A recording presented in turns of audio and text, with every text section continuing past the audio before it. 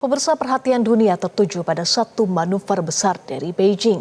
China bergerak dan Presiden Xi Jinping mendorong perdamaian antara Amerika Serikat dan Iran di tengah ketegangan yang terus memanas. Sementara itu Presiden Donald Trump menegaskan Iran tidak boleh memiliki kekuatan nuklir. Apakah diplomasi mampu mengalahkan ancaman konflik? Kita membahasnya bersama dengan Dewan Pakar BPIP bidang strategi hubungan luar negeri Darmansyah Jumala dan analis politik Timur Tengah Nasir Tamara. Selamat malam Pak Jumala dan Pak Nasir. Selamat malam, Pak Eva. Selamat malam, Eva. Baik, saya mulai dari Pak Jumala. Malam, Pak Jumala. Iya. Baik, Pak Jumala, Xi Jinping meminta kepada Donald Trump untuk akhiri permusuhan. Seberapa ampuh permintaan Xi bisa langsung direspon oleh Trump untuk mengakhiri agresi AS ke Iran? Ya, permintaan sih boleh saja ya, karena memang dilihat oleh Amerika, Cina itu sangat kuat memiliki leverage terhadap Iran. Kalau andainya saja nanti Iran memenuhi permintaan Amerika untuk menurunkan eskalasi di Selat Hormuz ataupun juga menekan Iran, saya kira Cina mempunyai potensi untuk melakukan dua-duanya, vis-a-vis Iran dan juga vis-a-vis Amerika. Yang perlu kita pertanyakan sekarang adalah apakah antara Cina dan Amerika mempunyai hubungan yang sama-sama menguntungkan jika diplomasi meredakan ketegangan di Hormuz ini dilakukan segera dan sudah menghasilkan. Yang penting ditanya adalah apa insentif yang akan diberikan oleh Trump jika Cina membantu. Sebaliknya, jika Trump meminta bantuan ke Cina, apa yang diberikan insentif bagi Cina? Nah, di sini saya melihat mungkin dengan diplomasi antara dua negara ini, satu menawarkan bantuan, satu minta bantuan. Sudah ketemu itu kepentingannya. Yang jadi masalah sekarang, tools apa yang akan dilakukan oleh kedua negara ini di dalam melakukan diplomasi. Saya melihat disinilah letak akan dimainkannya trade diplomacy, diplomasi dagang antara dua negara ini. Sebab kedua negara ini kan kemarin lagi ribut perang dagang, perang tarif. Nah, menurut pandangan saya, ketika mereka dua negara ini berusaha untuk meredakan ketegangan dan keduanya membutuhkan mutual incentive bersama. Kalau kamu kasih ini, saya kasih itu, take and give-nya. Saya melihat diplomasi antara dua negara ini di bidang perdagangan yang akan dimainkan. Nah, disinilah kalkulasi perdagangan, tarif perdagangan itu yang akan dihitung kembali oleh kedua negara ini. Baik, kalkulasi perdagangan ya Pak Jumala. Itu menjadi penting. Oke, Pak Jumala, tapi sebelumnya Trump sebut bahwa pertemuan dengan Presiden Xi tidak ada atau tidak akan mempengaruhi kebijakan agresi AS ke Iran. Apa kali ini Trump akan berubah pikiran, Pak Jumala? Begini Mbak Eva, kita jangan mudah percaya dengan statement-statementnya Trump itu. Waktu sebelum berangkat ke China aja, dia bilang tidak akan minta bantuan China.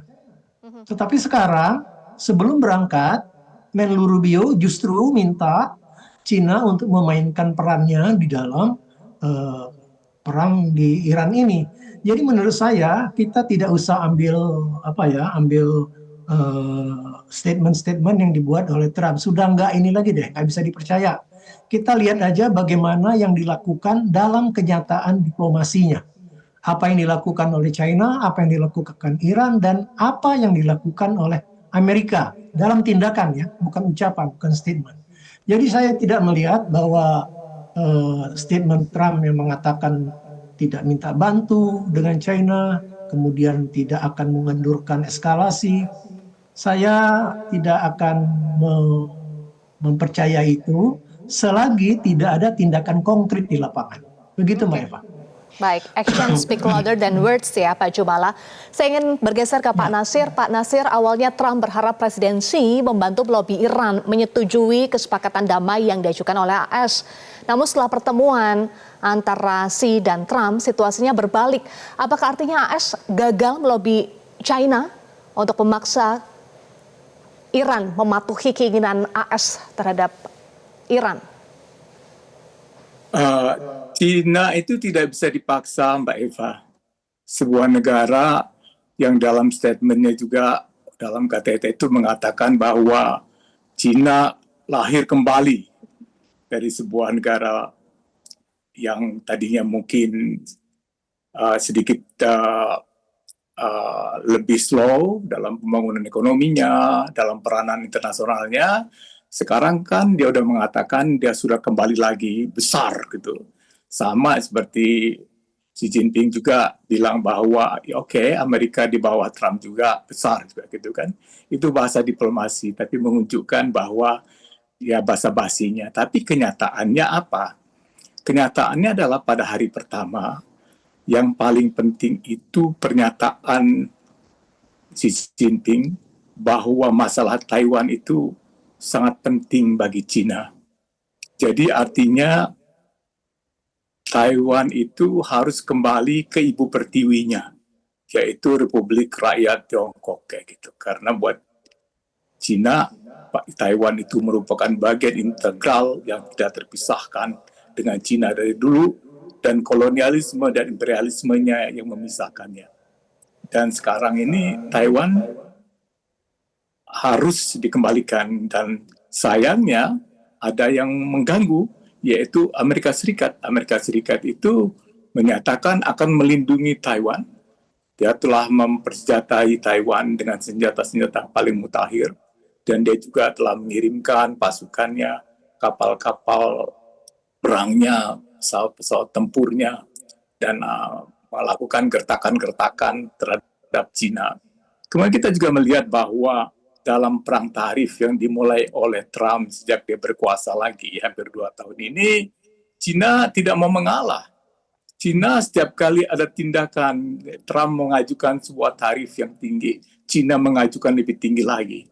Jadi itu menunjukkan bahwa buat Cina, mereka akan sama sekali tidak mau takut pada Washington itu.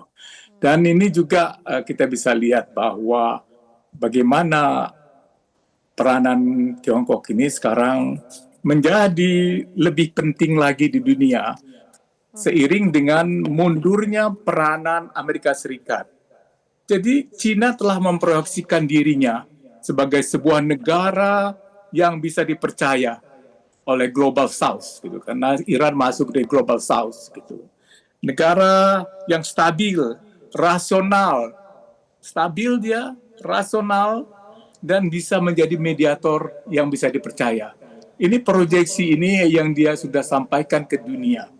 Dan sebaliknya pada saat yang sama, survei-survei yang dilakukan di Amerika Serikat tentang popularitas negara-negara dunia, Amerika termasuk negara yang paling dianggap menjadi ancaman bagi dunia sekarang itu.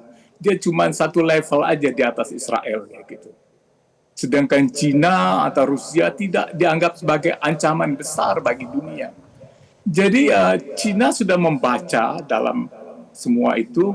Betul lah, apalagi kalau ditambah dengan bagaimana mereka mengamati politik dalam negeri Amerika Serikat, di mana makin hari posisi Trump makin lemah, makin banyak anggota senior dari Partai Republikan yang bergabung dengan Partai Demokrat di dalam membicarakan perang dan meminta menghentikan perang itu. Dari tadinya 0, sekarang itu udah berubah. Dan trennya akan begitu.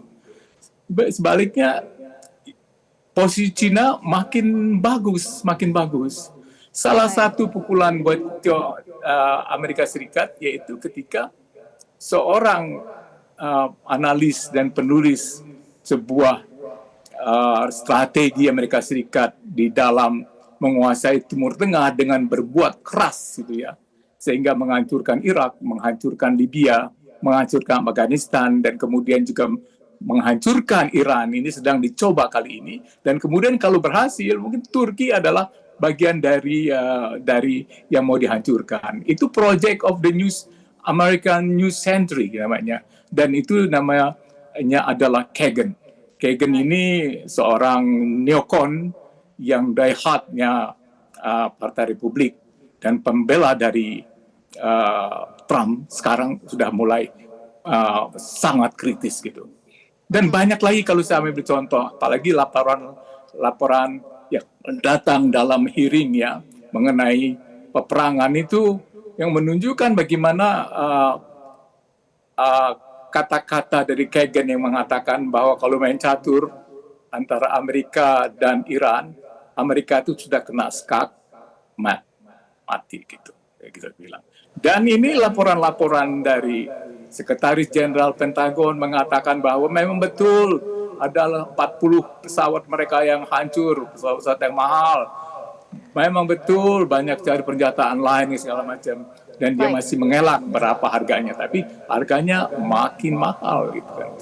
Dan hari ini juga komandan dari CENTCOM itu, Central Command itu, jenderal itu di-grill juga. Nah, jadi ini semua informasi yang dimiliki ini semua oleh Cina telah membuat mereka merasa bahwa Amerika di bawah Trump ini dalam posisi paling lemah.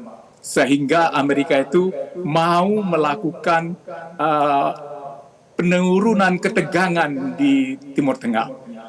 Tujuan Cina sebagai sebuah negara yang tahu bahwa Timur Tengah itu tidak ada konflik yang 1-2 tahun. Konfliknya selalu lama.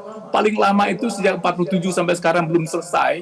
Itu adalah Israel dengan Palestina dan negara-negara lain ya kan, contoh. Jadi dia udah melihat tidak reasonable mengatakan ini akan selesai perangnya, tapi paling sih konflik berkurang dan mudah-mudahan dengan diplomasi akan tercapai peredaan perang dan akhirnya bisa terjadi perdamaian. Kalau kita melihat bahwa Amerika berperang melawan Vietnam 20 tahun, kalau ini berlanjut itu juga bisa mengambil masa 20 tahun juga supaya ini terdapat perdamaian antara Amerika Serikat dan Iran dan tentunya juga dengan Israel. Baik. Halo Mbak Eva. China punya peran yang signifikan sebagai mediator atau penengah yang stabil dan rasional. Di sisi lain, presidensi setuju dengan Presiden Trump tidak ada blokade Selat Hormuz. Padahal China tidak terkena dampak langsung blokade Selat Hormuz oleh Iran. Kenapa sih setuju dengan Trump terkait pembukaan blokade yang merupakan kedaulatan dari Iran, Selat Hormuz? Nanti kita bahas lagi. Usai jeda, pemirsa tetaplah bersama kami.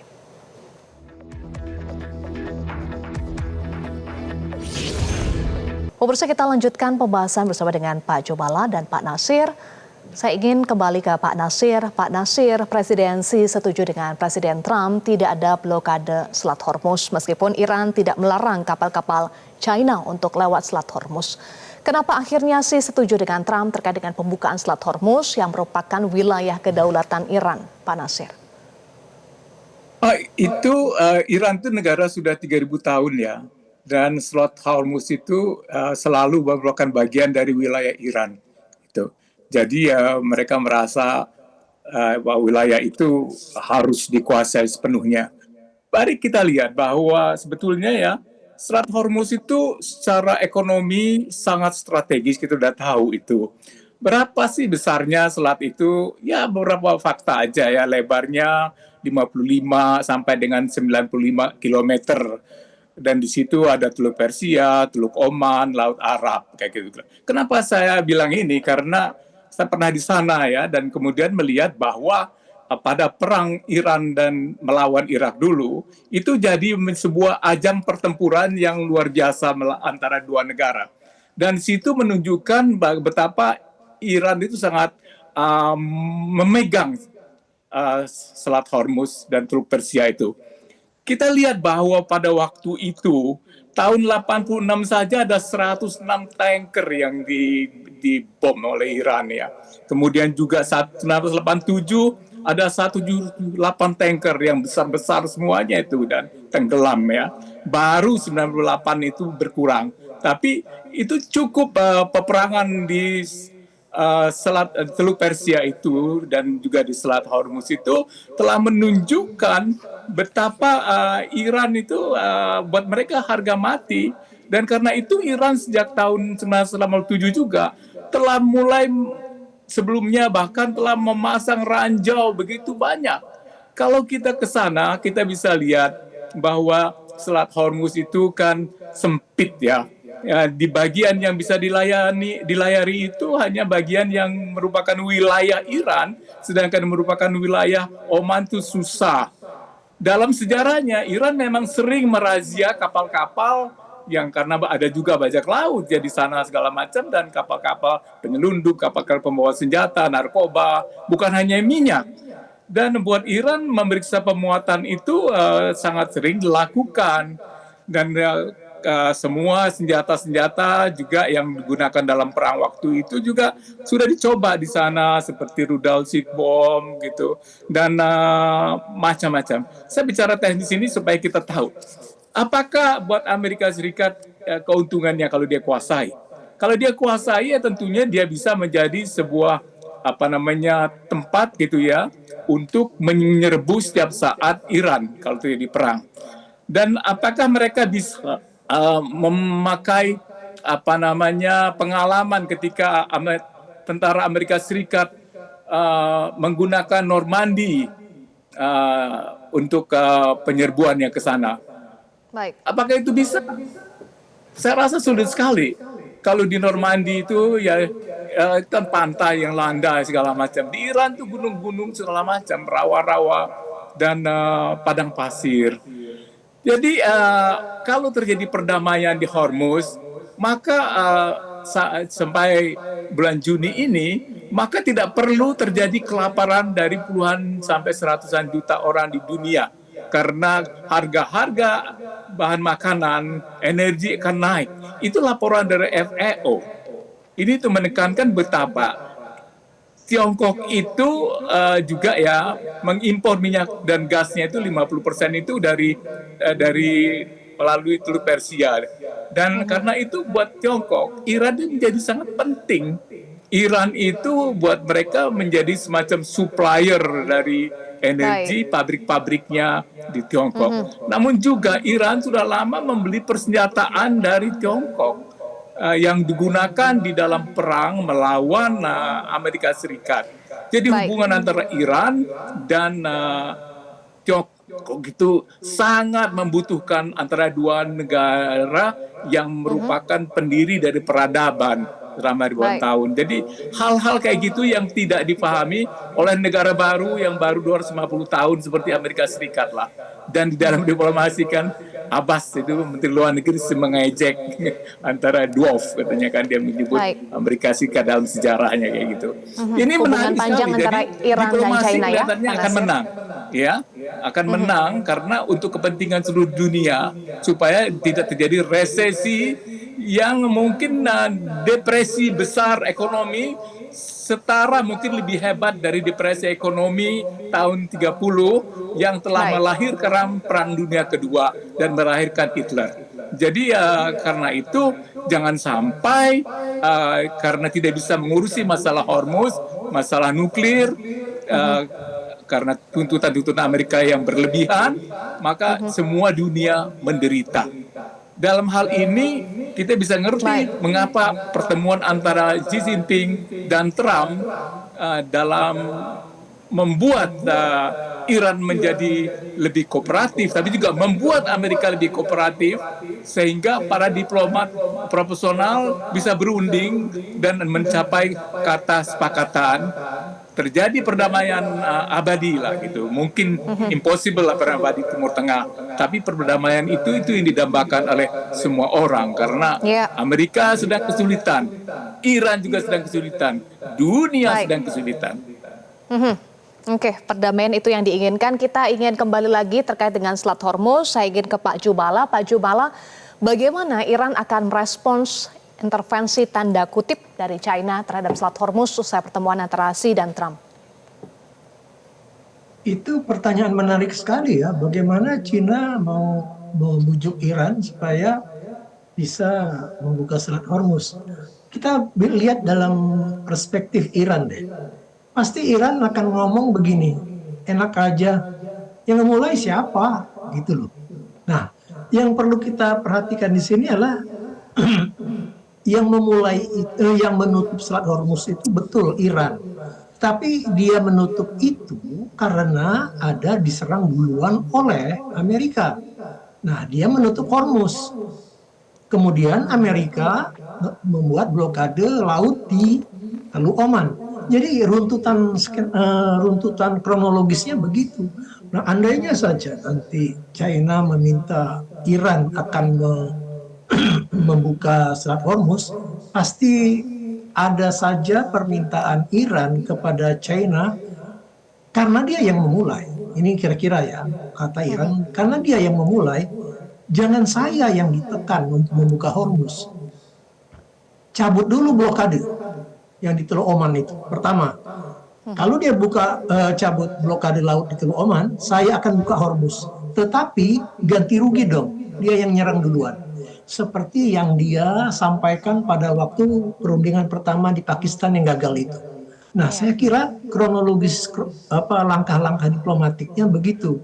Tidak akan Iran ujuk-ujuk tiba-tiba akan setuju.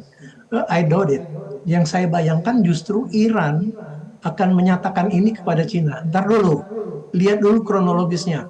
Jangan tekan-tekan saya dong. Yang memulai itu dia. Saya menutup Hormuz karena dia menyerang saya duluan. Kalau Hormuz ditutup, ganti dong, ganti rugi. Itulah yang disebut Iran pada saat perundingan pertama di Pakistan, walaupun gagal. Nah, jadi saya bayangkan, Mbak Eva, tidak semudah membalik tangan untuk meminta Iran membuka Hormuz. Jadi akan ada hitung-hitungannya menurut saya. Iran akan menuntut balik. Demikian, Mbak Eva. Oke, ada hitung-hitungan atau kalkulasi yang sedang dilakukan oleh Iran saat ini. Seberapa signifikan pertemuan Xi dan Trump ini akan menentukan langkah Amerika Serikat berikutnya dan langkah Iran berikutnya? Pak Jumala, singkat saja. Saya kira sangat tergantung dari respon Iran terhadap lobby yang dilakukan oleh China. Ya. Seperti yang saya bilang tadi, yang dimungkinkan dilakukan oleh Iran adalah ketika dibujuk oleh China, yang saya bayangkan ada 3 skenario itu nanti. Mungkin ya, untuk hipotesis saja ini. Pertama, akan ada skenario, oke, kita buka Hormuz, tapi masalah nuklir nanti dulu. Itu yang langkah selanjutnya. Skenario kedua, mungkin ini agak menengah ya. Selat Hormuz dibuka, kemudian ya langkah kedua baru diadakan diskusi negosiasi ke hal-hal yang lebih sensitif. Apa itu? Nuklir. Nah, yang ketiga ya dua-duanya bertahan, nggak mau mundur dari posisi. Nah, itulah yang bisa terjadi semacam perang yang berkepanjangan. Saya kira dari 3 skenario itu yang pertama yang paling realistis yaitu membuka Selat Hormuz, kemudian membuka blokade dan mulailah berhitung soal ganti rugi. Baru kemudian nuklir menyusul karena Iran tidak akan pernah mau mengaitkan Selat Hormuz hanya ditukar dengan nuklir. Nuklir itu terlalu tinggi bagi Iran untuk ditukar dengan Selat Hormuz. Bagi Iran, masalah nuklir adalah masalah kedaulatan. Sebab dia merasa dipecundangi dengan NPT. Kamu boleh kok, saya enggak, gitu. Dan NPT sendiri by character itu unfair. Tidak fair. Nah, kita juga merasa, Indonesia juga merasa tidak fair perlakuannya. Nah, jadi bagi Iran yang mempunyai kekuatan nuklir dan ikut anggota NPT, dia melihat NPT itu sebagai suatu perjanjian yang tidak fair. Oleh karena itulah banyak pengamat bilang program nuklir Iran itu bukan saja untuk kekuatan deterensi, tetapi juga adalah challenge tantangan terhadap struktur global yang unfair. Itu yang saya lihat dari Baik. permasalahan nuklir Iran. Tidak akan begitu saja mudah ditukar, dikompromikan dengan Selat Hormuz. Selat Hormuz itu adalah langkah taktis kok, bukan masalah prinsipil, taktis itu. Taktis karena dia diserang duluan, gua tutup ini katanya. Jadi menurut saya Hormuz tidak akan dipertukarkan dengan nuklir. Dan itulah yang dikatakan oleh Iran. Saya nggak mau dikait-kaitkan antara nuklir dan antara Hormuz dan nuklir. Buka dulu Hormuz, baru kita bicara nuklir. Selesaikan dulu Hormuz, buka blokade, ganti rugi. Nah, itu baru kembali ke titik nol. Baru kemudian kita cerita nuklir. Saya kira gitu kronologi diplomasinya. Pak Eva. Itu kronologi diplomasi dan kita nantikan apa skenario yang akan terjadi. Terima kasih Dewan Pakar BPIP Bidang Strategi Hubungan Luar Negeri Darman Syah Jumala dan analis politik Timur Tengah Nasir Tamara sudah bergabung bersama kami Pak Nasir dan Pak Jumala. Terima kasih sekali lagi. Jelajahi cara baru mendapatkan informasi. Download Metro TV Extend sekarang.